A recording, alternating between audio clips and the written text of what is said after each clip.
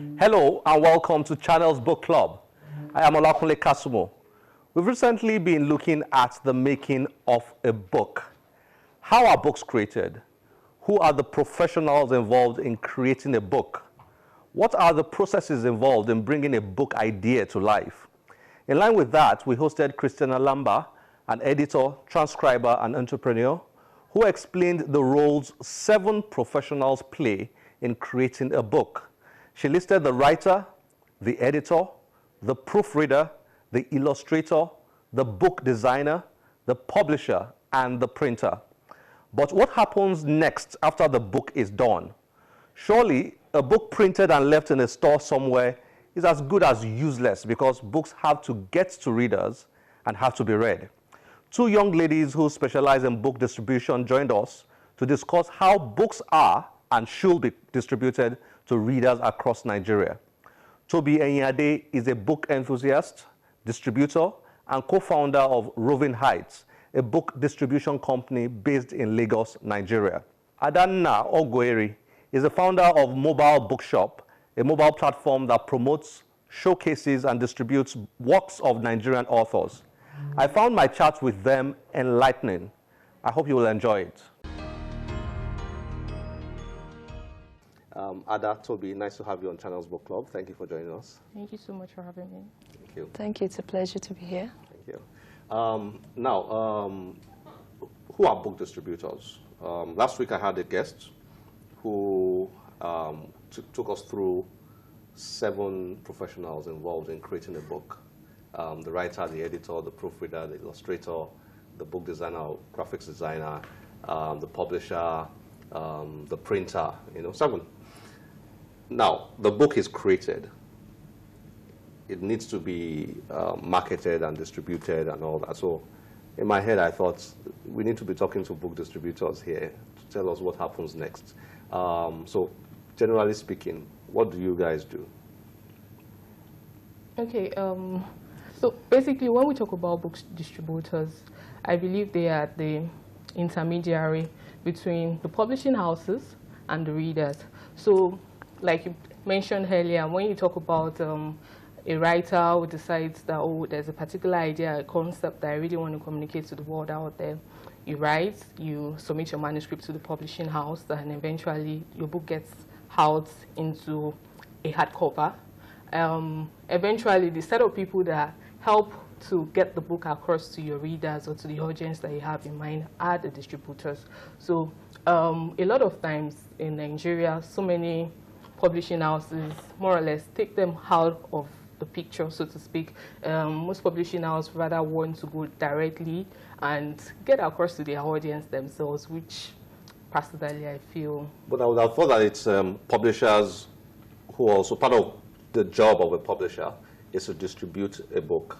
So book distributors ideally should be working with publishers. Isn't that correct? Yes. Yeah, true. I would say that I think book distributors, like she said, they're the people that get the books to the final users, readers from the publishers.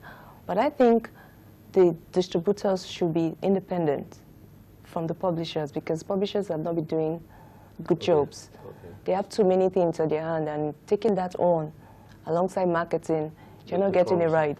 So basically, a distributor is somebody who is responsible for making sure that the readers get the books published by the publisher. Exactly. The authors, whether it's self-published or published by a more established company. Yeah. Okay, so how does it work in Nigeria?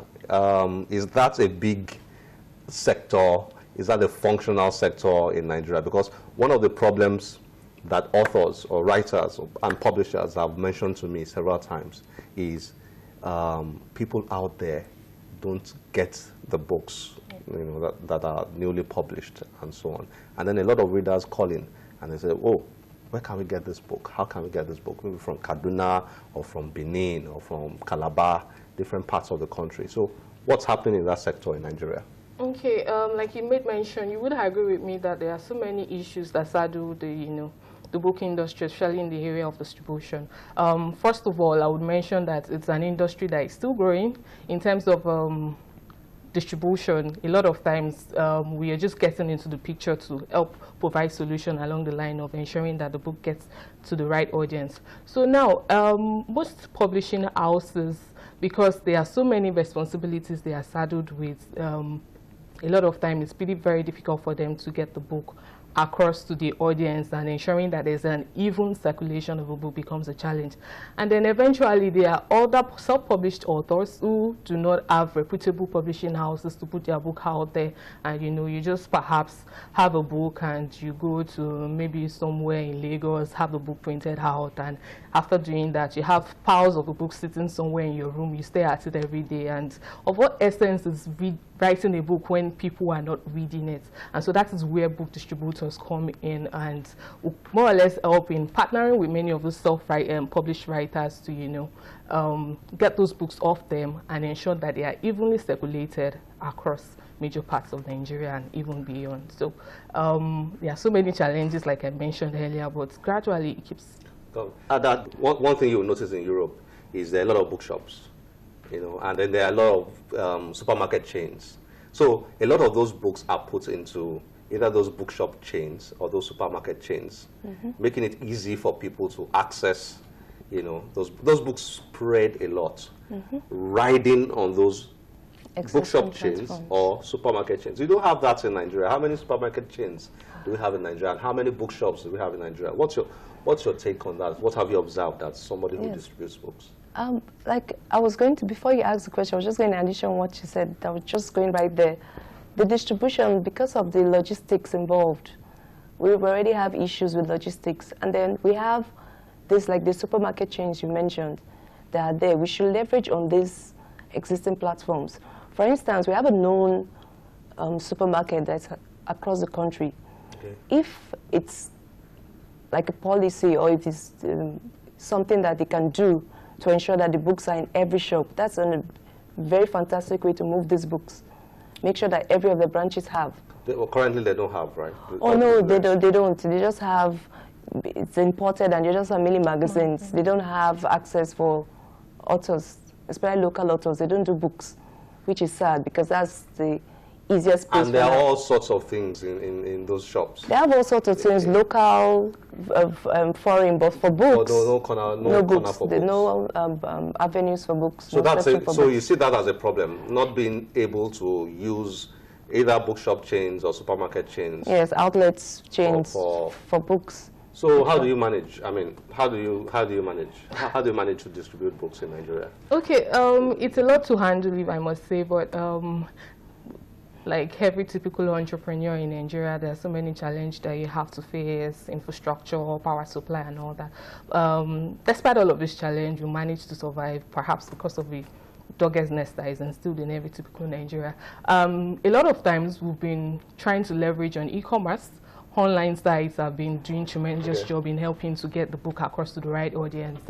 I wouldn't want to mention him, but we leverage on the kind of traction and traffic they generate on their site to ensure that, okay, people can always go online and pick up a book and it will be delivered to their doorstep. Then aside from that, we'll partner with bookstores, brick-and-mortar stores across Nigeria. There's some of them that, okay, we've been able to trust over time and been able to build a very strong relationship with, and a lot of them, we could always pass on books to them, and eventually they put the word out there and people can always pick up such books off their shelf.